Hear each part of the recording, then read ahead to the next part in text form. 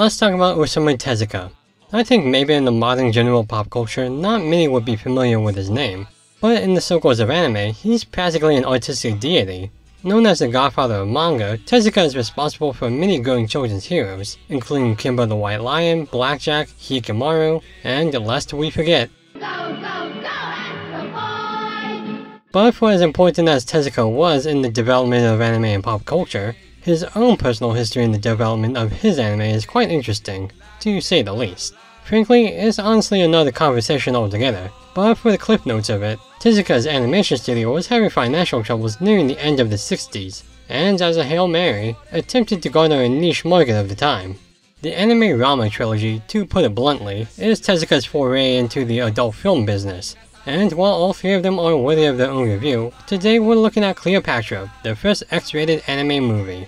For what is a pretty tame movie nowadays, Cleopatra is a film shrouded in controversy because of its raunchiness and how it goes about its material. But now that over 50 years have passed, how is it now? Is it still a perverted telling of a classic tale, or is there something more to be taken from its unique narrative after all these years? The setup starts in space. Yeah, that's how you begin a Cleopatra story, alright. Humans from the future are trying to figure out an alien scheme to take over the world, so they send some back in time to take over the bodies of people during Caesar's conquest of Egypt. In the meantime, an Egyptian princess, Cleopatra, is urged to seduce Caesar to assassinate him, in which she gets entangled in truly falling in love with him. So it's Cleopatra and Egypt versus the unknown Caesar and his legion, all while the future people devise tools and schemes to learn more about the life of the Egyptian queen. So I think the big question is the film good? The answer is no. It's a very odd, very convoluted retelling of the story of Cleopatra, and it's even weirder that it's sort of comprehensible. Like, the characters are massive flanderizations of their counterparts, but are charmingly riveting too. The editing is a film student's first draft, but it's also pretty trippy in how imprecise it is. The plot is just weird. In addition to the Cleopatra stuff, the additions of the future people is basically they know how to make dynamite in cars, and you just have to accept that. It's really funny when there's a gladiator battle that's mostly comedic, then some guy pulls a Glock on this probably racist caricature. It's just really absurd and funny, but what the fuck? And that's not to mention the start of the film, where animated heads are superimposed on live action actors, or the random Astro Boy cameo, or the fight between the Egyptian guard and the Roman slave that's slow-mo, defying all physics, or Cleopatra's transformation from ugly duckling to a swan, which I can't show because YouTube's not fun, but it's essentially like a kid going through puberty playing with Play-Doh. And at this point in the movie, none of the future people are in Egypt yet, they just have this technology. Along with the wacky plot are the equally wacky liberties they took with the art. Not that it's bad, it's actually mostly good. They do some creative stuff with frames, colors, and even camera work.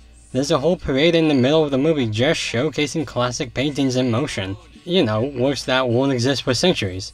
It's very art house-like, but then there's a weird sudden cut to the next scene or the mood's jaded as it turns into a Hanna-Barbera cartoon.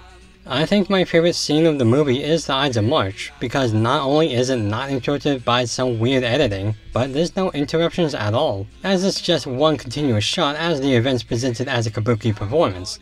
That's both esoteric and fun, and it didn't have to whiplash the audience, unlike the rest of the film.